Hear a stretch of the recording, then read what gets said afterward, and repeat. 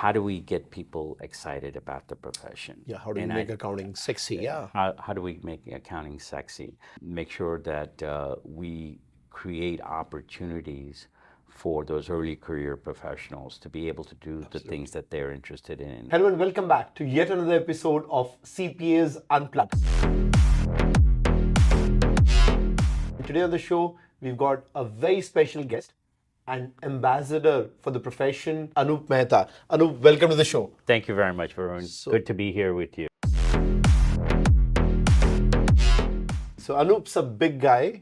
He's been a chair of the AICPA. He's done so much. He travels around the world. Really fortunate, Anoop, to have your time today. Well, thank you again for having me. And I get excited when I talk about the profession. So it's great to talk about the profession. A wonderful profession, by the way. So, and you combine so many things, right? As we were talking, you combine science, how you work, for the environment, how you work for NASA, and then from NASA, how you get to NASBA. Well, yeah, I mean, I think this is what this is so great about our profession, that you get to do whatever you want to, and whatever your interests are. And early on, I found out my passion for protecting this beautiful planet that we live on. Early on, I got to interact with some amazing leaders in the science and the engineering world. But my passion was always accounting. My passion was becoming a CPA. And one of the things that I communicate to students and kind of tell them that what this profession is all about, the CPA profession, is you can do this, and yet you will still be able to do the things that you're passionate about, pursue whatever your interests are. And the CPA profession, it got me into, or kept me in the field of aerospace engineering, aerospace science, which is science, engineering, technology. Got me to be able to work with people that I really enjoy. They're rocket scientists, they're scientists, engineers, some of the smartest people that you'll ever meet in the world, and learn from them. But it was the CPA profession that got me to stay in that, and ultimately from being entered the industry as an intern, to actually now later on leading the company, becoming a president and CEO of that company.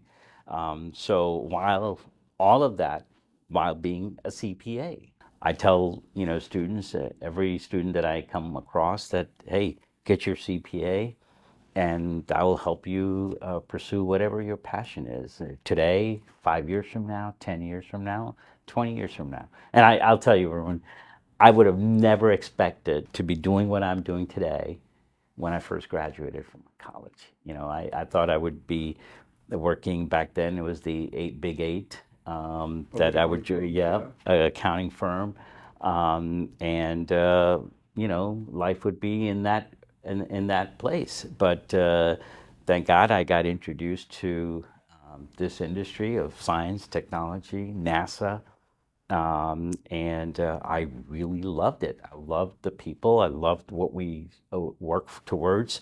It was really purposeful, meaning protecting our wonderful planet that we live on, studying the environment, studying oceans, land sciences, atmosphere, all of those things, and to do with people that I have come to admire. I mean, there are some amazing, amazing people in the industry. This is so inspirational, Anoop, right? I mean, when you talk about accounting, a lot of, folks think it's going to be like that boring, sometimes desk job, maybe just audit all the time, or maybe just taxes. And perhaps a lot of people don't see the businesses and the industries behind that. You may be an auditor, you may be a tax guy, you may be an accountant, a management accountant, you may be a CFO, and you're seeing the business beyond that and really thriving in that, learning that business. What's your message to all of these young aspirants? And of course, now we have a challenge where the pool is dwindling, and a lot of people don't really find accounting that glamorous.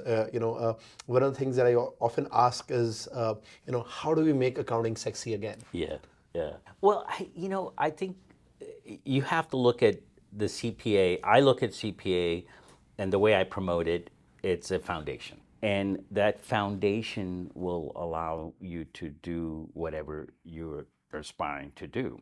Um, and every business, I mean, let's face it, that's accounting is a language of business. Every business needs an accountant.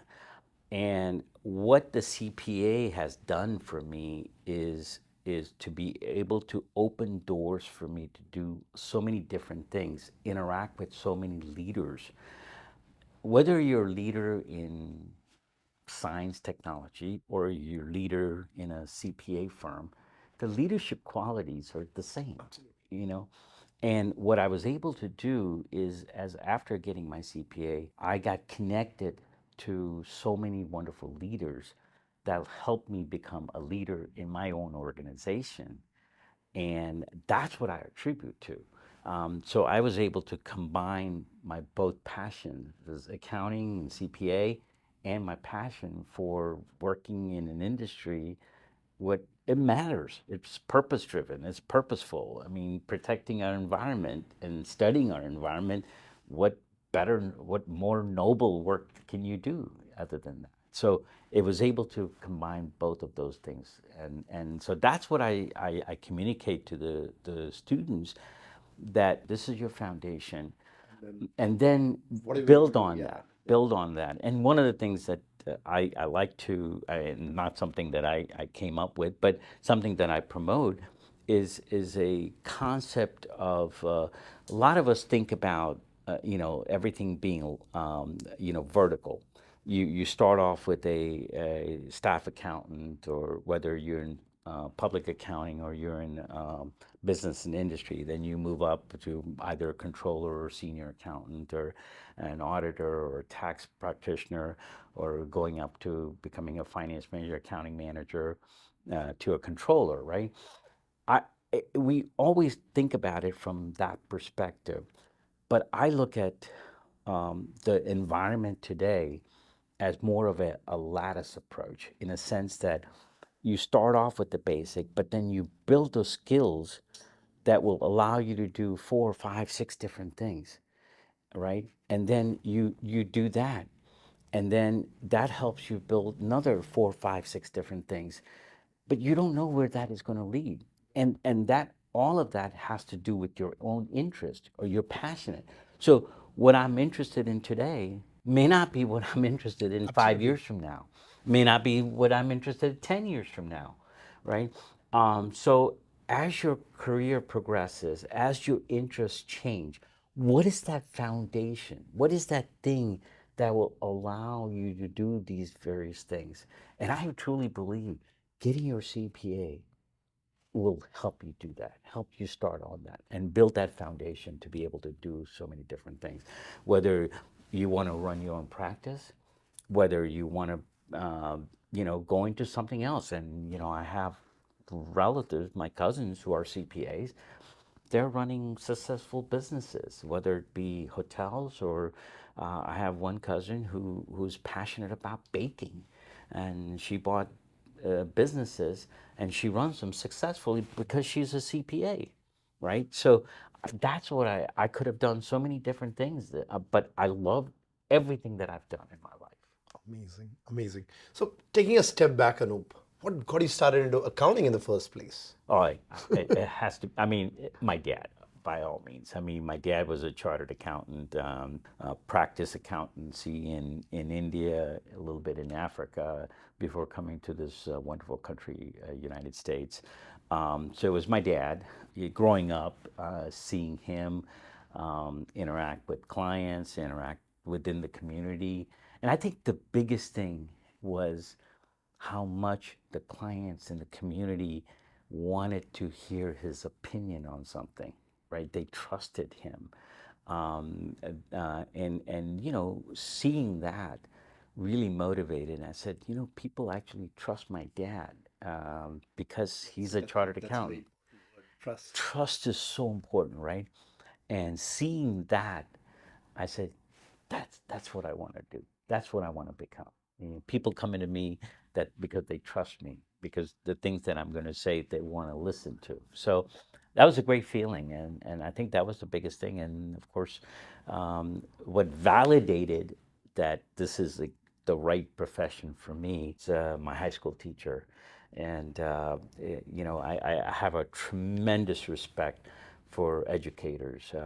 They can really bring out the passion from a student, whatever they're passionate about. And like I said, for me, it was accounting, and that teacher, Mr. Ed Miller in high school, validated that this is Anoop, this is the right profession for you. I really encourage you to do this. And what I pursued, that's what I wanted to do. So Anup, you were born in India, and then, and of course, your dad and you, and then, your dad came in and you followed, came to the U.S.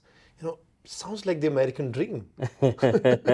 Well, yeah. I So, mean, I so was when I say too young American to dream, understand what the American dream was all about, but I am living it, and I'm very grateful for my to my parents for, it's a lot of sacrifice. The first generation that came to this country had to work very hard. Of course, every generation has to work hard, but I understood the sacrifices, and but they did it for the kids, us, to be able to live the life we're living now.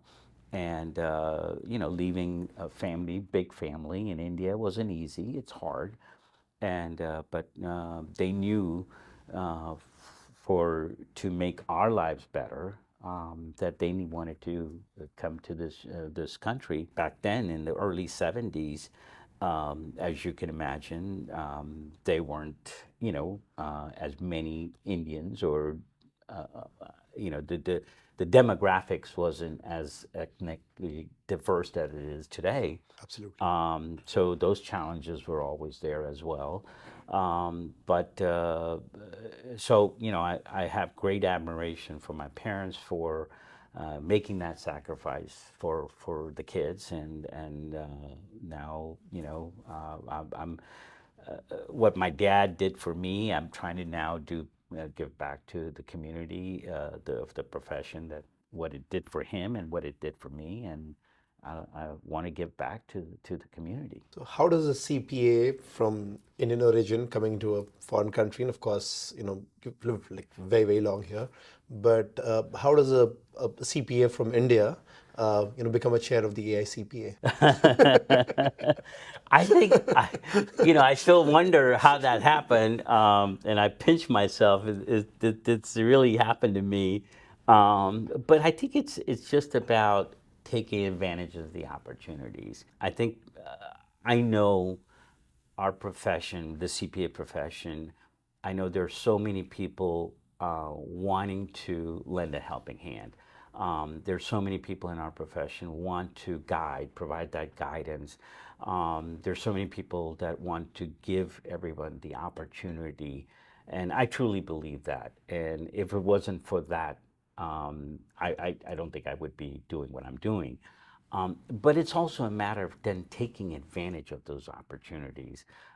So every opportunity that was presented, starting with a small committee of the Maryland Association of CPAs, and volunteering in that committee, to actually, becoming chairman of the Maryland Association of CPAs. Again, those opportunities along the way were presented to me, And you and grabbed it. I grabbed them. But more importantly, it wasn't like, okay, I'm going to do this, and there's no support. These are some, prominent positions along the way, and never being in that situation, never being in that position, you're scared. But I can tell you, all the way along, there were everybody along the way were willing to help. If I had a question, hey, how do you do this, or what's that? I mean, especially not being in public accounting, there are things that come up that relate to whatever, that's more in line with the public accounting aspect, like the tax and this and that, and you're not as familiar with those things. but there were people that were willing to help.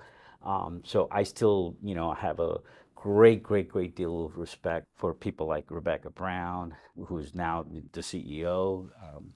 Previous to that was Jackie Brown and Tom Hood. I'm sure you've heard those names before. They were just amazing leaders that helped me throughout the way. And the past chairs of the MACPA. So all of that then led me to the AICPA, and no different. There were so many people along the way that were willing to help, willing to guide. You can just walk up to somebody who's the chair of the AICPA. Now, back then, when I first got introduced to AICPA, I mean, I looked at those, oh my God, they're like gods. And, Yeah. and then you you know, and and then you were invited to the throne. well, yeah, but when you looked at them, when you talked to them, they were so humble. They were so eager to help you, answer questions. And this is what our profession is all about. I mean, it's just not a handful of people. Everywhere I've gone, every person that I've talked to, they give you that kind of a attention when you want to talk to them. How can you not admire those types of people, right? And so yeah, I mean, when my name came up to be the chair of the AICPA, and I still, like I said, are you sure? You have that, but when that came up, I knew I could do it because I knew I had the support system. I knew that the leadership at AICPA was willing to help. I knew my own home state of Maryland, they were willing to help. I knew the people on the board were willing to help. I knew the past chairs were willing to help. So, you know, yes, it was scary, but at the same time, I knew that I had the support system. And it is so important to have that support system. And, when I go talk to students and I said, look, and I recall my own days of studying for the CPA exam, which, it was hard. It was not easy. Absolutely. Um, and actually, to a point, I even gave up for 3 years before I went back and sat for the CPA exam again. And I said, it's important as you have this cohort of people around you that are that are going to support you, that are actually going to push you a little bit when you need to be pushed. So it's surrounding yourself with people, good people, is so important. Yes, I've gotten to do so many different things, but I credit it to the people around me and giving me those opportunities. So Anu, when you stepped in as at a leadership position in the AICPA, and even now you're so very active. I know the last few years, right? We've seen the profession going through pretty tricky times, right? So, Yeah. I often quote this article from the Washington Post, which read, "The accountant shortage threatens capitalism's future," right? And Yes. there's a pipeline shortage, and everybody, the AICPA, all state CPA societies, everybody's worried about that. What were the key challenges that you faced, I mean, pipeline or otherwise, when you were, leading the AICPA and even today? And what are the things that you did or you thought you should be doing or the profession should be doing to really emerge stronger out of this crisis that has emerged? I think the most important thing that we could do as a profession, every individual, and it doesn't just mean the leadership of AICP or the volunteer leaders. I think every single person, every single CPA, we need to tell our story. Yes, we may do taxes, okay? Yes, we may do an audit. Yes, we may be in public, business and industry, um, what we do, but we don't talk a lot about how we impact people's lives, right? And I think we need to do more of that. Just because you're a controller or a CFO or even the CEO of a organization, or you're a managing partner in a firm. Yes, we help clients, but I don't think we talk about how we help the clients. Let's say, a perfect example. We just came out of the pandemic, right? Our profession was looked upon to saved so many businesses, restructure their budgets, restructure, figuring out a way to, you know, manage their cash flows. Basically, we kept them in existence, right? We helped our clients get, you know, loans, PPP loans, right? All of those things. If we talk about that, we're not just It's doing all a treated tax so return. transactionally than. Exactly. I think we spend too much time talking about the transactions, but we don't talk about the impact of that transaction. For instance, financial planning, right? We help people figure out a way how they can retire comfortably, right? If we tell them, look, I managed to work with the client to help them retire in such a way that they can do whatever they want to do, Absolutely. travel, or whether it's golf, my favorite, golf, or do that, you know. So I think that's the thing we need to talk about. That's the story. I think if we communicate that to the students, they get to see, oh, it's not about just sitting behind a desk Absolutely. and working on a 1040 or, you know, whatever. It's about actually helping a client. Being, we are a purpose driven profession. Absolutely. Everything counts. I think that's the And best way of that's the putting thing. it. Yeah. That's what we have to do. And you know, one of the things I hear also is from students is, we hear it's a boring profession. Well, you know, I talk to them about all the things that I got to do being a CPA, and it kind of opens up their eyes. Oh, I didn't know you could do that. I didn't know you could work with NASA. I said, of course. Where do you think NASA needs accountants and CPAs to do their budgets and work with Congress to get their budgets and all of that? Absolutely.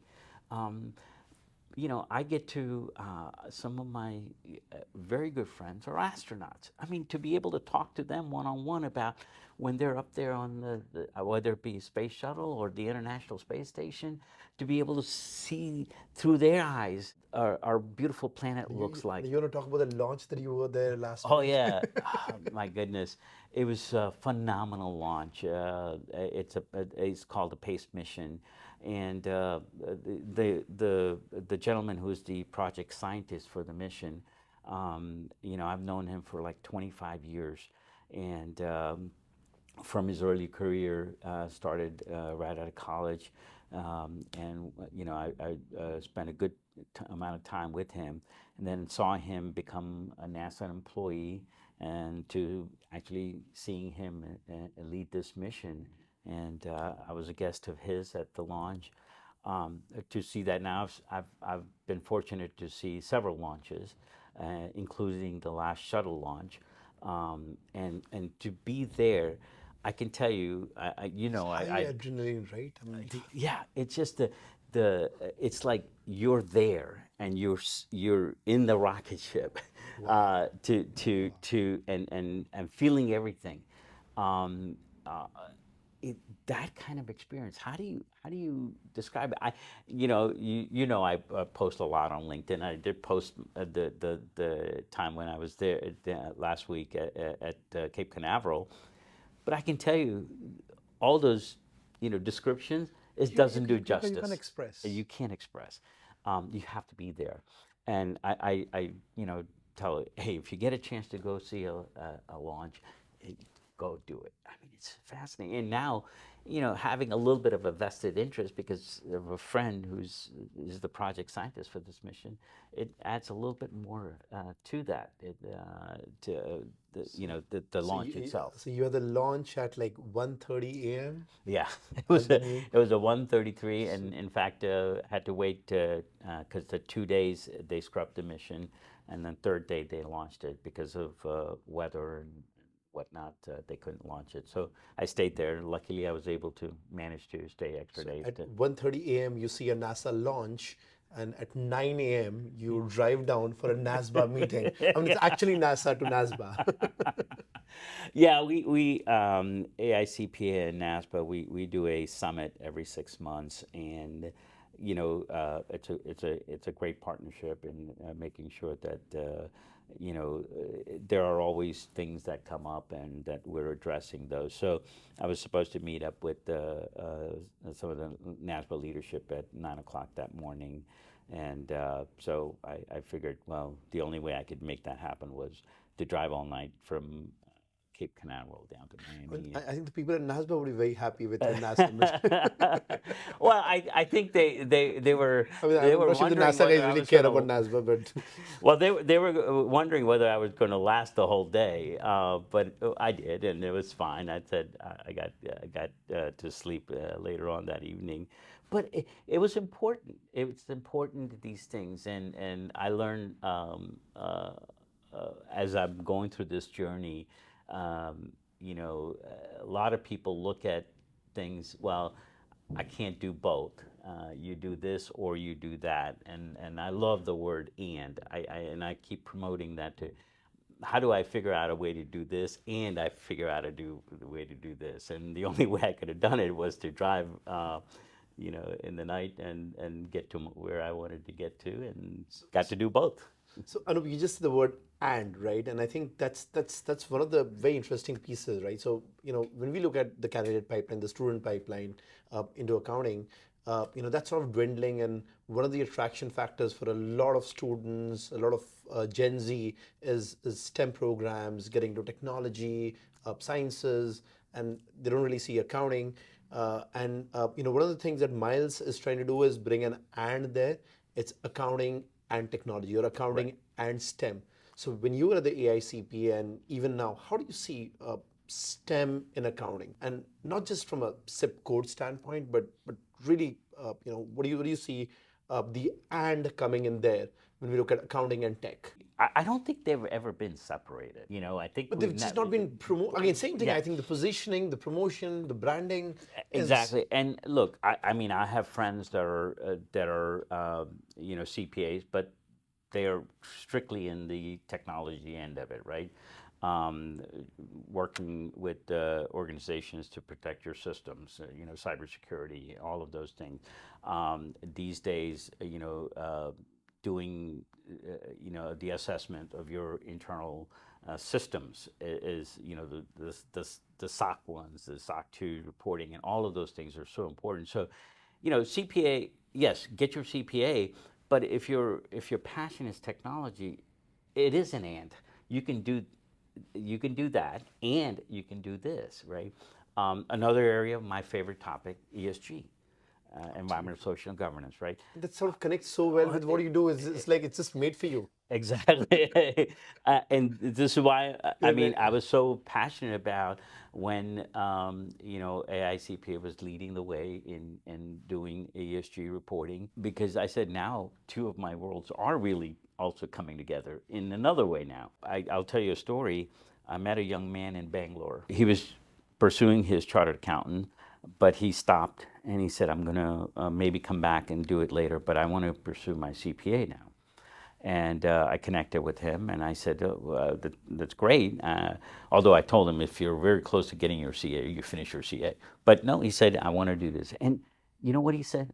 One of the number one reasons why he wanted to do CPA, his family is in agriculture business. He was so passionate about environment. He said, "I want to do a CPA because I want to work in the ESG environment." wow. And I was blown away. It was someone, in Bangalore, India, is talking about ESG, and he wants to do his CPA because he would get an opportunity to work in the ESG space. Amazing. I think that's really really really amazing. So now when you were a chair at AICPA and so many things going on, what were your top priorities, or what are the top priorities even today? Well, my top priorities were, first is helping others grow. Um, as I shared my story. I don't think I could do what I'm doing without people supporting me, being behind me, and encouraging me. So one of the things, my priority was helping others grow. Um, the other thing was certainly the ESG space, bringing more awareness. Absolutely. How? accountants can play a critical role in that in the ESG space. And then third, certainly kind of hand in hand with the S part of the ESG, diversity. We don't have as much diversity in our profession. Certainly, it's gotten better today than let's say 10 years ago, or even when I came into the profession. We are working to increase the diversity in our profession. And we still have a long ways to go, don't get me wrong, but I don't think we should be knocking the efforts. I think the efforts made by AICPA, efforts that are being made by state societies and even the universities, I have to commend them. But this is not something that we're going to solve in 1 year or 2 years or 3 years. It's going to take some time to get to wherever we need to get to. And this also means people like me, people like other people that look like me, being out there and talking about the profession. Yes, people called me ambassador for the profession, and I see myself as an ambassador for the profession. But it's just not, shouldn't be just me. It should be every single individual, every single CPA should be looking at themselves as ambassadors of the profession. And so I think the more we talk about our profession, the more we talk about what the profession is truly about and not what it is not about. Like I said, the stereotype people talk about, it's a boring profession, Bean counters. taxes or this. Yeah, bean counters. That's another word. Oh my God. I hate that word. But so if we talk about all the things we get to do, all the various different things that we get to do, and how we continue to be relevant despite our changes in interest. I think the more we talk about that, I think the better off this profession will be. And I think we're seeing a change. I think we're seeing a slight change. I've been to quite a few universities. I've seen a little bit of an uptick in the enrollment in the accounting. But the other part we have to also worry about or address is the retention part. We know that in the years 1 through 5, a lot of people leave our profession. How do we make sure that we keep them in there? So, which goes back to, firm culture, organization cultures. Are we doing everything possible to continue to develop those individuals? Are they progressing in their career? Are we supporting that progression? Are we providing the right tools to help them progress in their career? Absolutely. Another thing I hear, which I think we have to do a better job of, I hear the term busy season all the time. I don't like that term. You're in business. You have Yeah. to be busy all the time. Yeah, I mean, people who equate that, they say busy season, they wind up working 60, 70, 80 hours. Well, we can't be promoting that as this is what this profession is about. But, I can tell you, not being in public accounting, in business and energy, I work 50, 60, 70 hours a week sometimes. But, if You have a I deal look at happening. You it's, have a yeah, government exactly. contract happening. You have When a we're merger happening. Yeah. bidding on a major contract, and the contracts we bid on are anywhere from 100 million to my company just won a $1.5 billion contract from NASA. Uh, yeah, when those proposals are due, you're going to wind up working. But I think that's true if you have a responsible position in an organization. There are going to be times you're going to have to work those hours, but it's not routine. It can't be a continual. It can't be continual, right? And if it is, then you got some issues there. Same thing with the firms, right? Yeah, there are going to be times there you're going to work extra hours, but as long as it doesn't become throughout the And whole you take a year. vacation after that. Yeah, Yeah. right, right. So, how do you Balance. balance that? How do you convey that to the students that this is part of it, Yeah. and as long as it doesn't become your life, that's fine. You'll have to get by it. So Anup, we've been talking about pipeline challenges. You spoke about diversity in the profession. So so firms, industry on one side are not able to find enough accountants, enough people who are CPAs. number of CPA exam takers are dropping. Universities again have a shortfall for accounting enrollments, and there's the entire thing about STEM and accounting. And what we've done in Miles is try to sort of put a lot of pieces together, work with universities to integrate tech within accounting, convert accounting programs into STEM. And then we have a lot of candidates, accountants from India, like your dad, a lot of them chartered accountants and otherwise, very excited, about the American dream, and sort of try to bring all of these pieces together. The firms who need talent, the universities who need students, and these ambitious, folks from India who want to come in here, make a life here in this great country.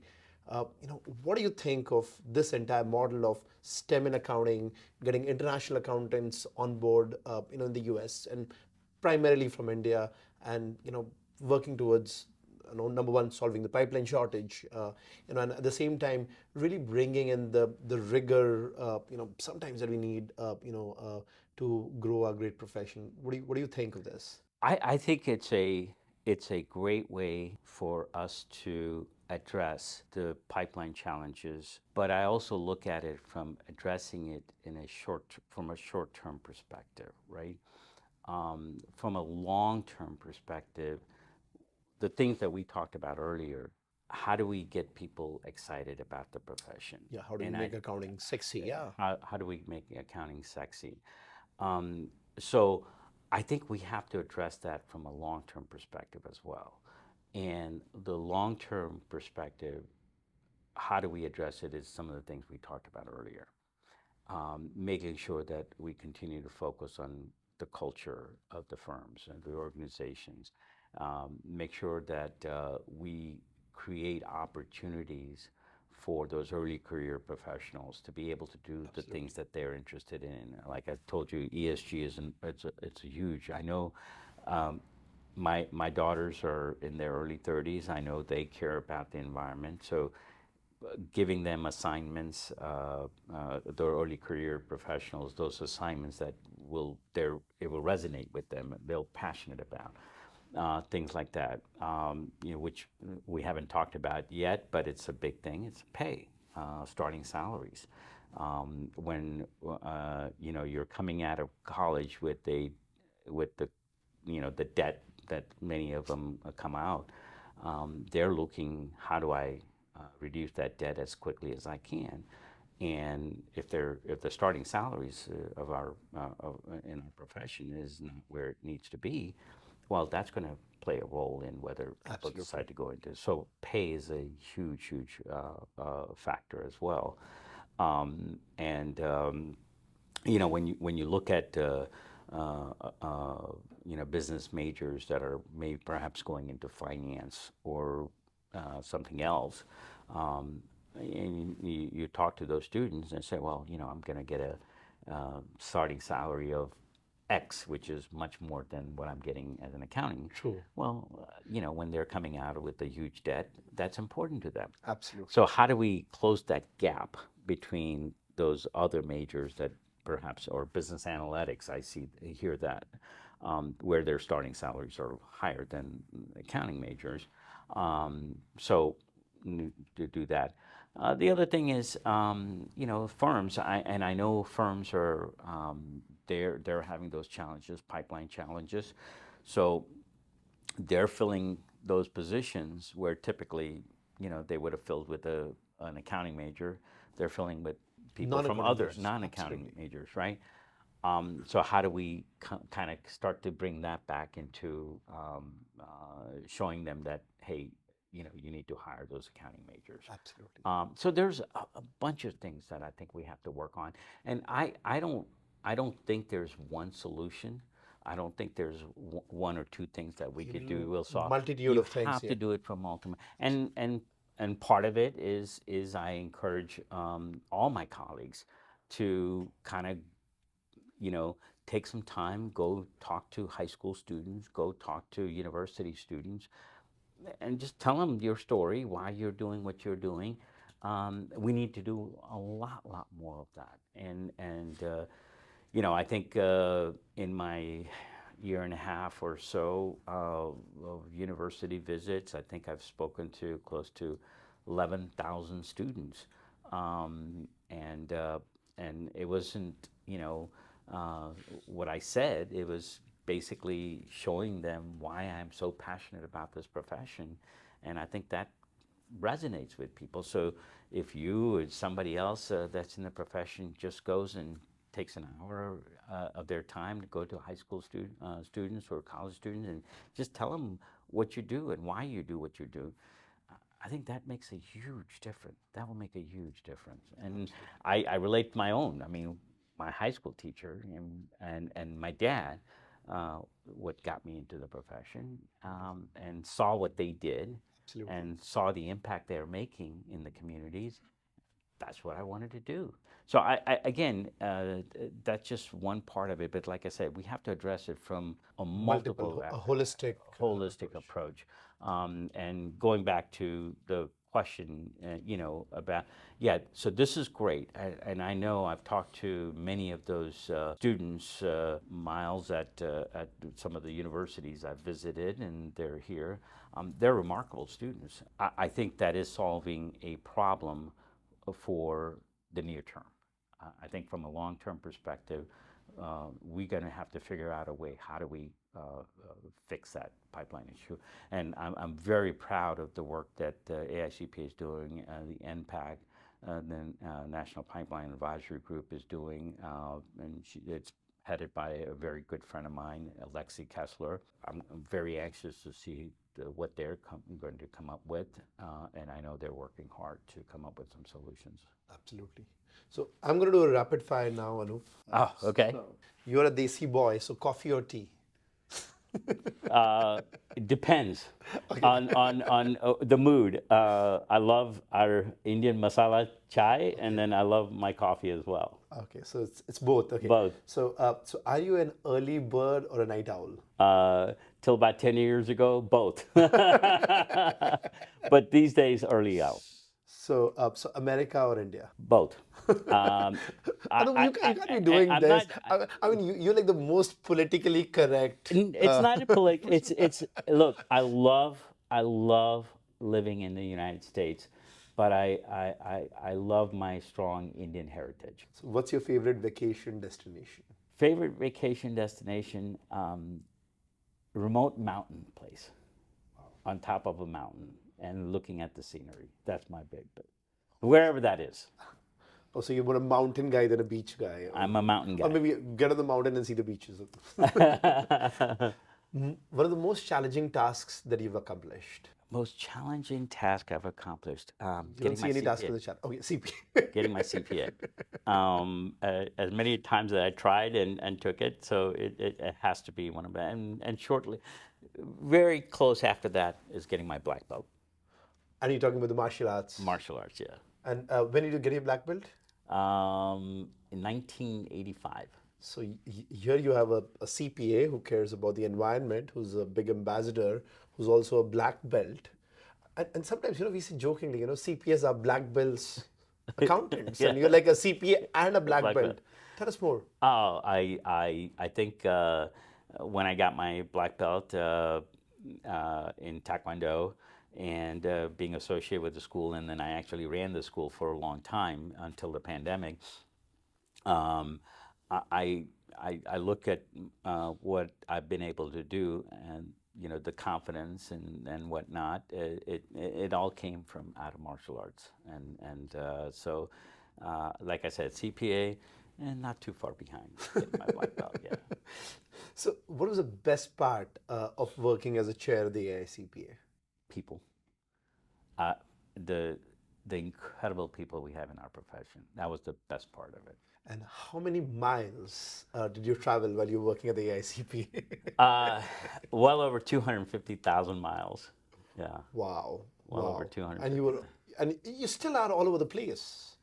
Because I still You enjoy just what I'm doing. I think I'll keep doing it till somebody says, Anoop, you can't do that. But yeah, I mean, I love talking about the profession. I love talking to students. When I say people, it's just not the people in the profession, but also the students that are trying to get into our profession. I tell you, I get energized every time I'm in front of students, whether it's one student or the largest crowd I've spoken to is 3,000 kids. Whether it's one student or 3,000 kids, I get energized just having that conversation and telling them about the profession. And you know, earlier you mentioned about how do you keep up the energy? That's the energy. I get charged up every time I get in front of students. I get charged You're like a born mentor. up. One word for your leadership style, you know, and you'll say and no, one word. Listening. But you talk as much. Thank you for noticing that. I, I, I think you know. Again, it's that and that you always put in there, right? I think leadership style is all about listening. So, what are the favorite AICPA traditions that you guys had? It's just the thing you get, pin you get when you become the past chair. That was meaningful. It wasn't not just because you know it was becoming past chair, but it was for me. It was becoming part of this fraternity. It's like a That legacy the now. legacy of people that you know I've known and I admired and I respect tremendously, and now me being part of that group, I think I would say that pinning and who pinned me, a very dear friend Bill Paroli, who gave me that pin. He was the chair before me. Very meaningful. Anup, you're really passionate about the profession. But if Anup Mehta was not an accountant, what would he be? An architect.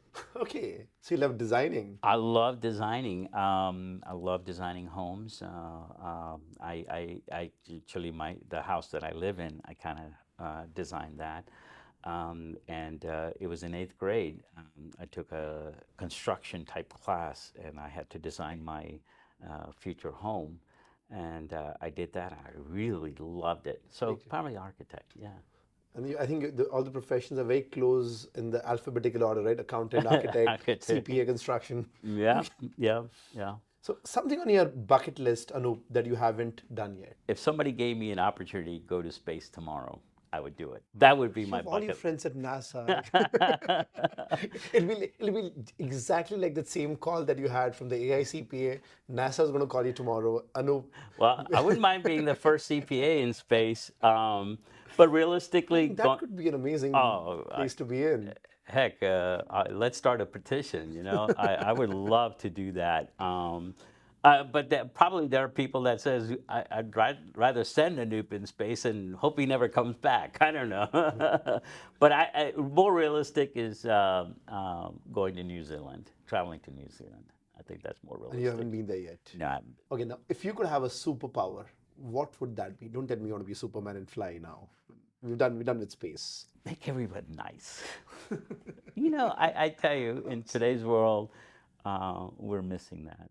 One of the things that I mentioned to students when I go and talk to them, I said, look, there are certain things to be genuine, be authentic in everything you do. You know, help people along the way. And one of the things is just being nice to people. I mean, I think you know it makes such a huge difference. And I don't consider myself being able to compete with the colleagues that I work with, the rocket scientists, from an intellectual standpoint. You know, I consider myself having above average intelligence, but I think where you know things have happened to me and happened for me is you know just being able to interact with people and interact with them, interested and genuinely interested in what they have to say and what they're all about. I think that's what. So, Anup, our audience is a lot of international accountants, right? So as Miles, we do a CPA review in India, and we have so many CPAs, who are working in India with big four public accounting firms, industry, doing great for themselves. And then, of course, you also have a pretty large pool now coming into the US with the Miles US pathway. Any message for all of these international accountants from your home country, India, in terms of what they should look forward for, or what do you think? I mean, what's your perspective? I think this is one of those professions. Whether you want to do a chartered accountant, whether you want to do a CPA, you want to do another, it's the profession. it is you will have so many options, so many things that you can do with this profession. There are no boundaries. It's endless. But everything you do, it's critical that we uphold what the profession is all about, which is maintaining integrity, maintaining ethics, integrity, and making sure that we uphold those things in everything we do. Because without that, we don't have a profession. So that's the thing. The options and things are limitless, what you can do. But we got to make sure that we maintain those things. Absolutely. So thank you so much, Anoop, for your time. And this was Thank you very really much for nice having talking me. to you. This is very good. Thank you so much. My honor to be here with you. Thank you.